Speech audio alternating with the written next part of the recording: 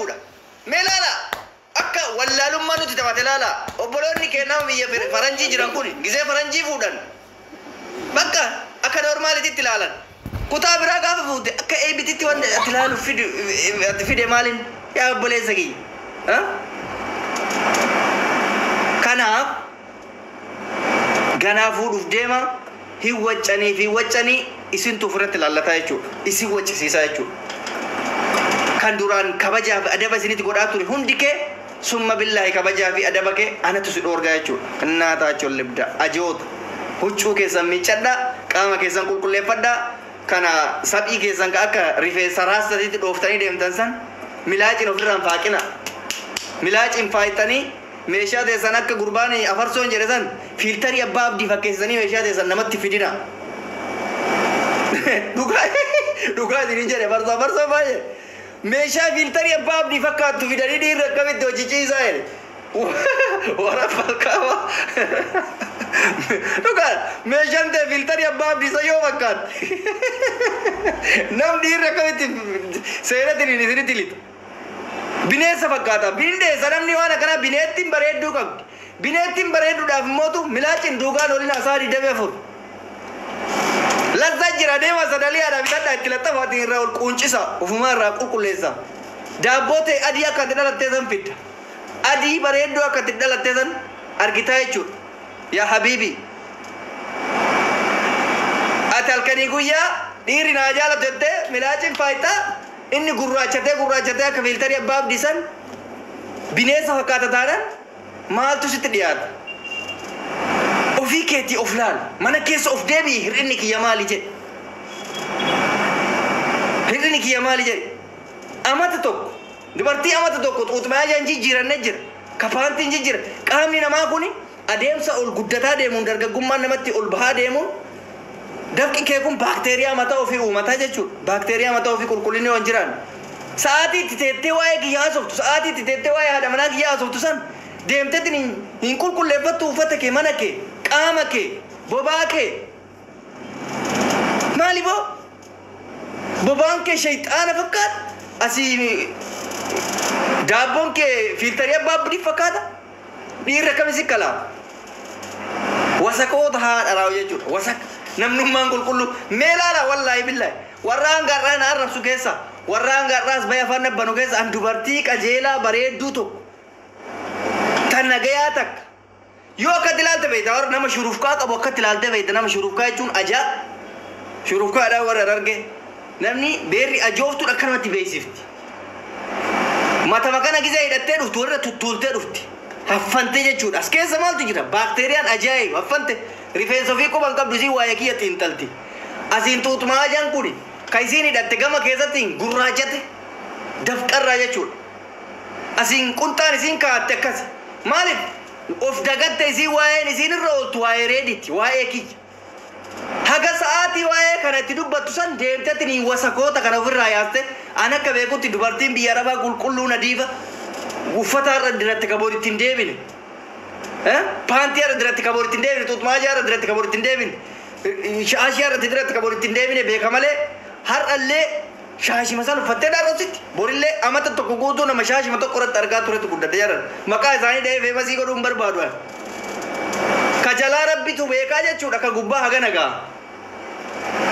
sa'aati teettee waa'ee namaa xiinxaltu deemteetiin kanan gootu hin qulqulleeffattu mee dhiirri haa dhabamu mee dhiirri gasi qabu haa dhabamu gaafa san gisee san kootu nu komad ani qulqulluu akkanaati ani bareedduu akkanaati dhiirri akkamitti naa dhufuu dheedhi nu komadhu gaafa san dhugaa keessi himna yookaan akka bineensaa akka ra'ee gammoojjii summa billaahi laziim laa hawlaa walaa quwwata billah yoo hunda haasa'u waan badata afaanii nama ba'a akka ra'eetitti dubartiin akka ra'eetitti ajooftu maali jara kenna ofirraa duute mee sa'aatii waa'ee namaa haasoftu waa'ee ebaluu xiinxalaa ooltu waa'ee bultii namaa xiinxalaa ooltu kana maaliif qulqullina kana hin eeggannedha kanaaf nulleen arrabsiisina maqaarsii hin balleessina warri maqaarsii balleessisan kana booda anatu sin balleessa arsii ummata kabajamaa keessaa baane san warri xiqqeesse hoolayyaa makkaan isiniin jedhuu kan beerri arsii akkanaati akka jedhamu kanu godhe ajooftota har'aa kanneen jechuudha warra amma isin himaa jiru kan maqaa kenna gattiqeessita rabbiin isin haa xiqqeessu ilmaan haa dharamu isin warri nu cabse isin akka nama keessa mataa ol qabannee hin deemne jaalala namaa kenna laal ijoollee Harargee dhalaa Jimmaa laal dhalaa Shawaa laal tuni maa natti dawwalti namitti natti hin dawwalin asirra teette wasak naa shillibdaallish takkattiin teessa jala teette natti hin dawwalin hoolayyii haa dharamu naa taachuu libda sigale fudhadhu deemiti keessattuu mee shamarran teennata Harargee tanniin faalaala shiita siin uffat duriyaa siin uffat shuuf shamarran Jimmaa shuuf qulqullina seeftii isaanii eeggatanii deeman shuuf shamara Wallaggaa shuuf shamara Shawaa kanarraa fakkeenya fudhaa ijoollee teennallee qulqulloota laala warra nama miidiyaarras bahee afaan hin banne laala qulqullummaa isaanii warra viidiyoo qofa gadhiifatu bee laala warra waa'ee namaa naasofne warra kabajaan mana ofii ta'aa jiru laala fudhadhaa shamarran teenyarra fagoo hin dhaqinaa dhiisaa Harargee Shawaa Baale dhiisayyu shamarran mateenna tan kabajaa qabdu tama ganda keessa ganduma teetti irraa dhufte ta miidiyaarras baatee nama narrabsin ta kabajaan maatii ofii waliin ta'aa jirtu ta kabajaan viidiyoo waraabame qofa gadhiifataa jirtu ta waa'ee namaa naasofne shuuf viidiyoo si ilaaltee diniin bareedumaa fi qulqullummaa isii murteessite warri nama arrabsu kun ofitti qaanfaturraa wasaka ajaa ta'urraa viidiyoo ofii mataa ofii hin qaban suuraa mataa ofii hin qaban barsi ajaa'iba namni atiin kun ka ofii saalfatta akkamitti waa'ee namaa haasofta dhalatuu keetti ka saalfattu jiraachuu keetti ka saalfattu dharaa jarana warri nama arrabsu amma hoolayyii waa'ee kiyyaa fi waa'ee jaartitii halkanii guyyaa haasoftummee viidiyoo of jalaa qabdi maa sodaatti namaa miti isin ofitti akkamitti uumaa rabbiin isii uume kanatti akkamitti saalfatti qulqullummaa hayaa rabbii kenneef bishaan akka biyya arabaa akka halkanii guyyaa akka roobatitti yaa'u kana keessa qulqulleeffattee bareeddee uffata gaarii uffattee as baatee viidiyoo fi suuraa ofii maxxansuu kan hin dandeenye akkamitti nama arrabsuu isii dandeessise harki isii akkana jira yoona gizee barreessitu qubee qajeelatti hin barreessitu maaliif qamaaca'ee jechuudha hin dhiqattu ka hin qulqulleeffattu kireemii maal dibattee akka dhalaan jettu kanaaf anatu likkii isin galcha jechuudha ajooftonni kana booda gaafa isin qulqullooftanii dhuftanii nama nagayaa taatan kabajaan natti haasoftan kabajaan isin deebise waa tokko jira amma waan isin ajaa'ibu isin achi na abaara an akka isin eebbisu barbaaddanii ati rasaasa darbataa an akka timaatimii nyaata sii darbuu barbaadda hin ga'u kana booda ati rasaasa darbitaan boombii darbeetiniin si dhoosa ati rasaasa darbitaan boombii darbee si dhoosa jechuudha innaa taachoon libda summa billaa lati waliif gattee naa jechuu isin duraanuu nama callisu kabajaan jaalattaniifi ammootu ani akka dhiirattitti anaa miti darbitanii jaartitti quba haga tanaatti ni yoo isin tuytan likkii keessan kasanitti himaanaa jechuudha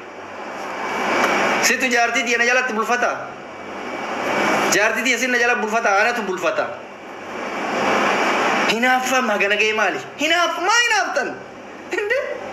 taatanii argamuudha namni waan gaariitti hinaafa hinaafuun keessan gaarii garuu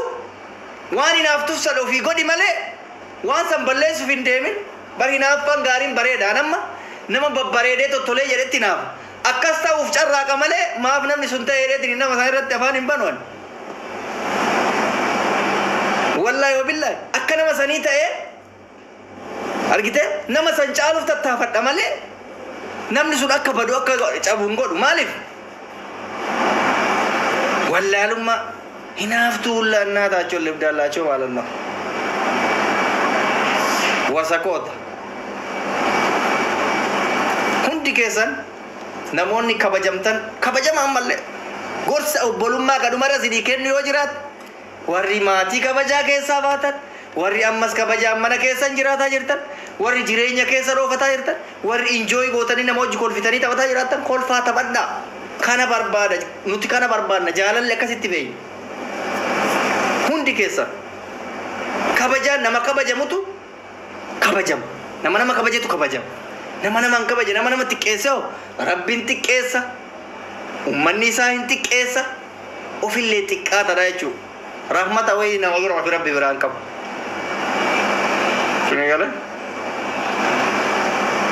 Kana waraanni kiyya yoo jiraattan koottaa seenaa. Kana ol afaan isinitti banuuf yeroo hin qabu ana. Taa'eetiin dalagaa isin godhachuuf yeroo hin qabu. Because waraanni lakkoofsa tokko tokko barreessa.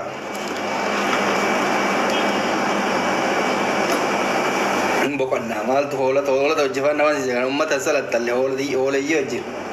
Ani hunde caalaa kana arsii kanu arsii maqaa arsii kana dhaattanii dhufin annaa taachuun libda arsiin uummata kabajamaadha. Maqaa jijjiiradhaa koottaa bannaa taachuu akkasitti oli himna. Maqaa makaattanii dhufina maal abbaan qabdani abbaan isin dhalchan jiru. Sukkaari natti ka'e yoo maltee qooyimee takka. Maqaa kana maaliif hin deeffanne bannaa taachuu? Abbaan qabduun tana shaarmuxitti. Maqaa abbeetii baafadhu. Yoo xiqqaate maqaa kee qofa godhadhu yoo xiqqaate jechuudha. Maqaa kee qofa godhadhuunis yoo maqaa abbaa keetii baasuu hin barbaanne. Maqaa kee qofa godhadhu arsii shaashamannee asallaa maali inni waan akkasii. Maqaa namaa moggaafattee maqaa kutaa moggaafattee maali waan ati kutaa namaa qoshishis. Maqaa kee moggaafadhu gootu innaa shillibdaallish maqaa ani arsii uummata arsii kabajamaa sababa kee amma hin dagadhe waan dhumarra isinii dhaamu tokko. Sidunani nu arsi arasite mali jedhanii afaan banan summa billahi lazimin kijibani maqaa jaraatu ekalee arsi lije ekalee abaluu lije baali lijera sila maqaa isaanii isa yaamte yoo itti himne eenyutti himti wanni isaan amma jandaa godhatanii afaan bananiif maa hin feeytanii ebaluu arsi lije innaa shillibdaallishinatti hin dawwalin ta Dubaay irraa nadda waltuni takkatti hin ta'e natti hin dawwalin. Ani warri na ajaa'ibu tokko maa hin beektani uummata maayyimii kana naa taachuun libdaallaa sharmutoota maayyimii gisee namni nama arrabsu akka waan namni sun na eebbisee afaan banee hudduu walitti qadaadate ta'a gisee namni deebisu mootu goota isaanii namatti as dawwale hin dawwalin annaa shin libdaalle shaaddawu yaandem addawu lubbi hin dawwalin innaa taachuun libdaallaa gisee namni kun si arrabsu eebba inni simmeeti yaalallee osoo masaraa jiru nama miira hin qabne isinii fakkaadha innaa shin libdaalle maal haadha kee amma sitti dhagaame naara sita wasak jalqaba first of all maqaa kee sirreeffadhu yoo ofii sirreeffattee jiraatti sirreessiisi warra hudduu banu kana deemi mana isaaniitti irra takka takkaan deemi maqaa kee nan moggaafatee abbaa barbaadde naarrabsuu mirga guutuu qabdan baay'isawee naarrabsinaa hin jennan maqaa keessan gadi buufadha maqaa abbaa si dhalcheetti irra kaadhu yaa arsii liji maali lijjettee asii nama naarrabsin kutaa birallee akkasuma gaafa amma qabsoo wayiitti seenu nu malee maa jettan dhanna ajaa'ibnanii bara maa uummata Oromoo kan nu arrabsiisan billaalee uummanni Oromoo arsii gootummatti beeka malee arrabaa fi ajaa isin amma buqqifattan kanatti hin beekan Oromoon gootatti nu beeka hojiin isin hojjettan garuu waan goototaa san balleessa dalagaa goototaa san balleessa dhiirri takka takka illee hin jiru sanuu maal jetti beektani eebade ilmi haadha maal abbaa isaa intalataa namaanii hasa illee akka gaariitti naasaanii bar hasa qulqullaa naasaanii badeka maali jedheka naal abu shakli badiin hudduuteetti haa taru bade jetti jalqaba irratti bade jechuun shariyaa keessatti dhorgamaadha faristoofoon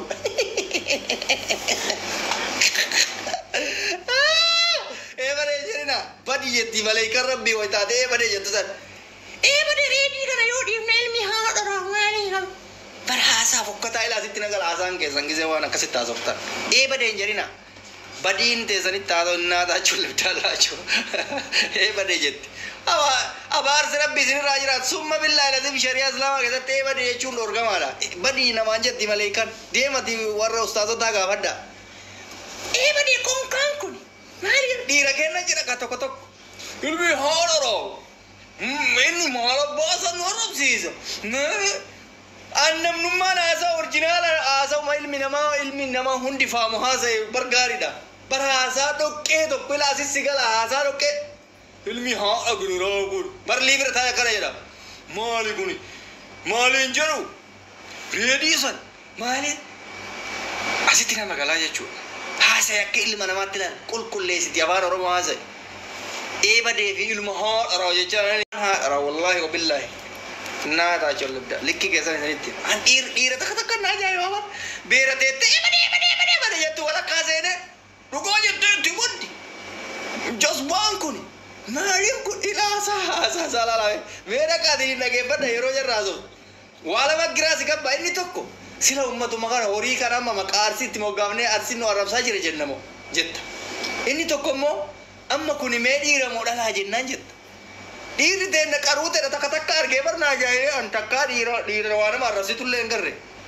dhiirri yoo nama arrabsite akka dhiiratitti of dandeettee viidiyoon as baate akkatti nama arrabsitte meelaala ijoollee teenna amma afarsoo maal usmiyyee manaamina waraana dimti qorillaa kana laala as baatee tiriin likkii namatti himti sodaata akka malee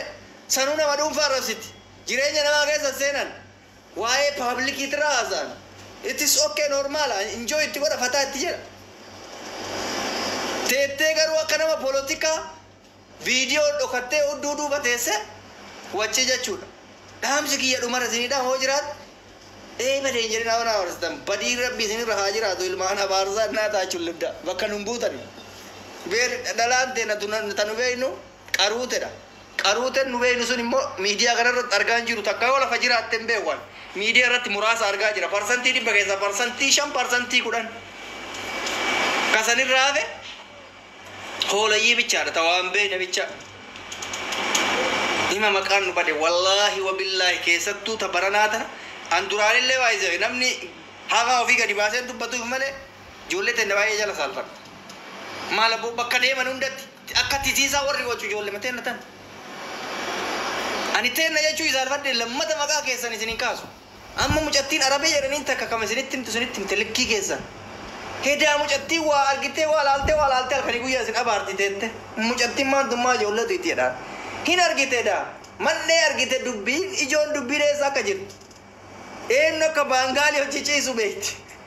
eenyu akka gabaree fi tiisii ani isiniin jedhu kana biyyatti afuufamee hajaa baame adda baafattee beeytedha mucattiin xiinxalta sirritti anamma gaafa gadi qabee laalu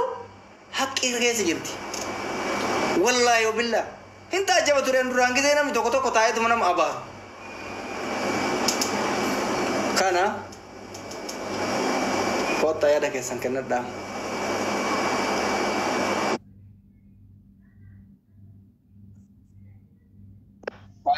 Assalamualaikum warahmatullahi wabarakatuh. Gota gafatiki inti kata pushin inti kata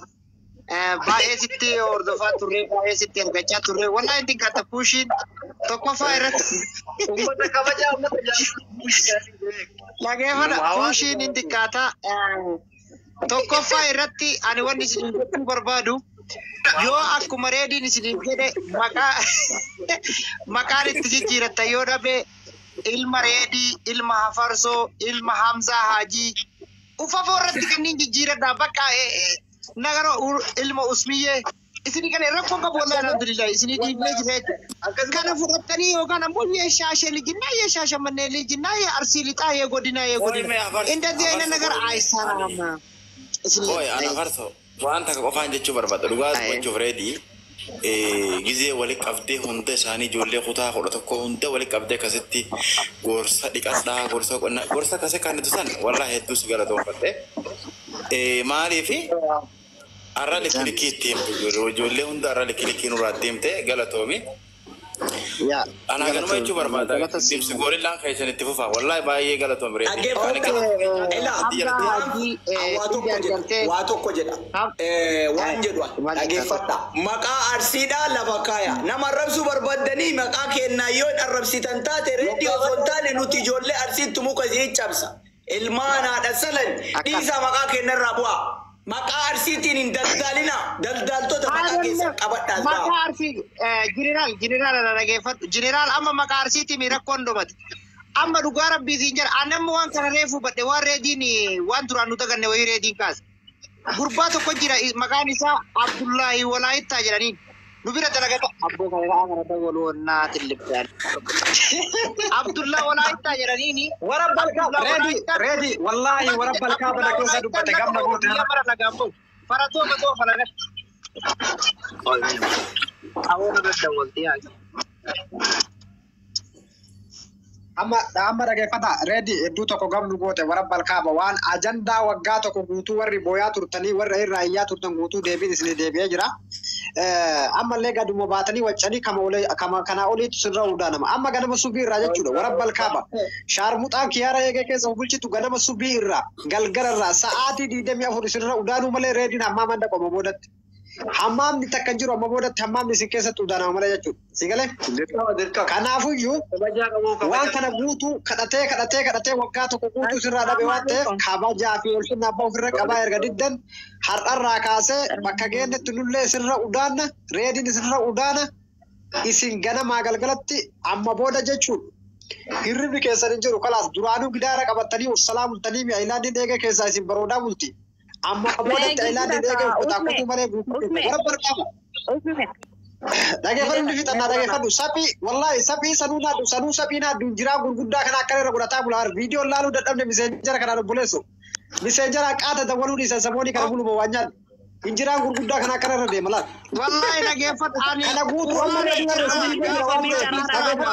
qufaan naqabe haga dhara dhukkubaa warri hin dhiqanne warroonni saphii qottoo irraa haadadha sigalee. Obboleessi koo kennu dhukkuba achi keessaa osoo laallu waa nyaataan jirru nyaata nyaanna jennee dheengaddaa namma haqqisee guyyaa sadii baasaan garaana qabee jira. Sinigalee fiiltara abbaa abdii fakkeessitanii nutti dhufuun keessan rakkoo guddaa. Abbaa maaliif deemtaati? Koo intala baadiyyaa jaarsummaa hoo deemte hoo maal deemtaati? Jaarsummaan deemu hundi keessanuu gurra raafannaa guyyaan kuni galatoomaa gurra raafannoo keessanii fi so guyyaa kun guyyaa gaddaati akkana teessanii nama arrabsoo osoo hin ta'in guyyaa har'aan tana aartistii teenya haaloo daawwetti dhabne aartiin gireedii waan beeku natti hin fakkaatu. Anamma viidiyoo dalagee dhufeera ani quban qaba. Hundi keessanuu waan quba qabdan na fakkaate reediin garuu quba hin qabu. Yaa hundi reedii waan quba qabu natti hin fakkaatu garuu amma warri azala deemtanii hundi keessanuu quba qabdan jeetiin na yaada namni social media har'a hin jiru. So guyyaan kun guyyaa gadda keenyaati. Artistii haaloo daawwee ta'uu Oromoo kutaa fudhata akkaate. Har'a dhabuun keenya hedduu takka namatti dhagahama. Garuu isin asirra teessanii wal arrabsoo osoo hin ta'in guyyaa itti gadda keessan ibsattanidha guyyaan kun. Guyyaa itti wal arrabsa osoo hin ta'in guyyaa itti walitti gadda tokkummaa keessan jabeeffattanidha. Maal akkan jeesin ibsuun beekan. So dubartii arrabsoo osoo hin ta'in wanni osoo hin ta'in har'aan tana guyyaan keenya guyyaa gadda cimaati. Artistii haaloo daawwee dhabne tabara meeqa guutuu nuuf jettee waa meeqa taatee dhabne. So taniifuu akkana kofluun keessan naaf gaarii hin taane kanaaf hin dhufee isin qabe. Wal arrabsuun keessan gaarii osoo naaf hin ta'in dhufeetiin isin qabe.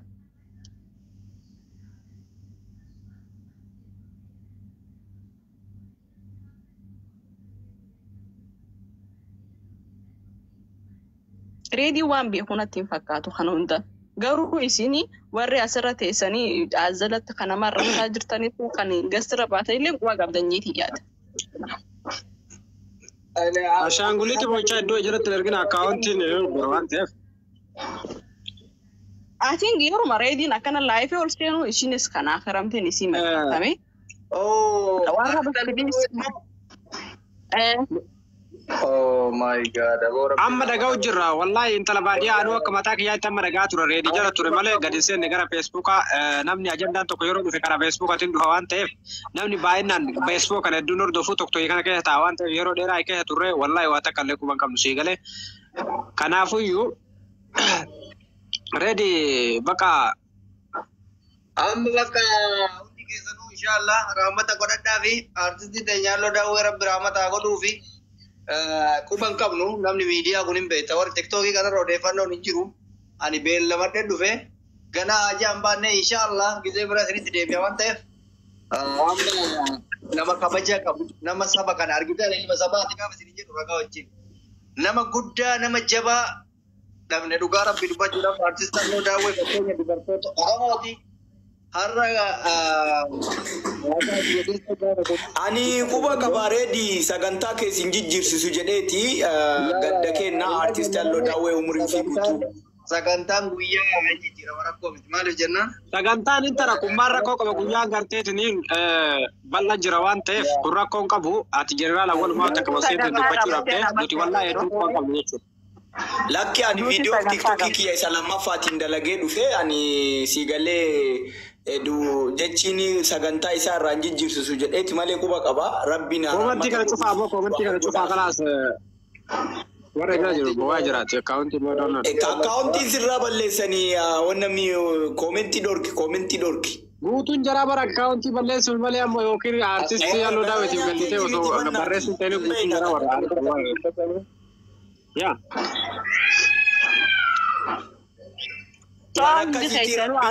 Bakka kanaafuu uummanni Oromoodha. Amma waan barbaachisu yaa'u sirna gaddaa dirqama gochuu barbaachisa waan ta'eef eegnetti ni rannoo jenna. Nama guddaatu du'e ijoollee ganda keessatti miti ani immoo akka ilma sabaa tokkotti saba kanarraa nama guddaa kana ga'u miti ilma Oromoo tokko yoo bocorame kabaja nama argisiisuu barbaada. Dhimma dhuunfaa kiyyaatti deebi'aa namni du'e immoo nama dhuunfaa qofa osoo hin taane nama hawaasatu du'e rabbiin rahmataa godhuu fi wallaahi du'aa godhaa fi artist Halloo Daawwee nama jabduu dhabne hedduu akka nama dhuunfaa tokkotti gaddee jira. Nuti inshaallah walitti deebinaa yeroo dheeraa qabna dhaamsi dhumarra dhaamoo jiraate yoo dhuguma ijoolleen amma ana jandaa godhee irraa haasa'e kun yoo dhuguma Oromoo ta'an gadda artistii teenaa tana dursiifatan tana booda natti adeebi'a yoo barbaadan. Dhaamsa ammallee ilaalee akkuma isaan na jibban sanitti akka namummaatti dhaamaq wallaahi. Maqaa keessa waaqattanii gadda namaa irratti waan kana booda wittiin jedhina gaddi gaafa darbe koottaa barbaadda. Sini galee sana booda illee guyyaa san booda sinitti deebi'aa hundi salaamu alaikum. Okay, ready kan hedduu galatoomii ulfaadhu. Kanas waliin dachaara nuti guutuu kanneen warra gartee warra kana ibsatullee namatti fakkaatu uummanni yoo dhugaa dubbanne kunniin warra duraa reeffa arrabsaa oolu warra nama du'e qabritti arrabsaa oolu waan ta'eef kunniin waan akkana irraa hin beeke jenneetti nomaa waan abdii irraa qabnu jiru. Yaa amma osoo suuraa kanaa guyyaa lama sadii booda gaggara galchan gaafa akka tasaa gandummaa wayii ka'een agartanii kanaafuu bakka asitti haa tolu guutummaan keessanuu yoo gartee yaa gaddi keenya hunda isinii galee reedii qofa kana anwanni isiniin jedhu gabaabumatti kana booda reedii irraa bu'aa maqaa arsiitiin hin daldaalina dhaamsa qophii kanaati waan ta'eef artistii Halloo Daawwee rabbiin jeenataan qananiisu maatiisii sabri rabbiin haa kennuufi irraa dhaabadhaa. Ankanuman isiniin jedha waa'ee namaarraa deebi'atii jireenya keessan faana bu'a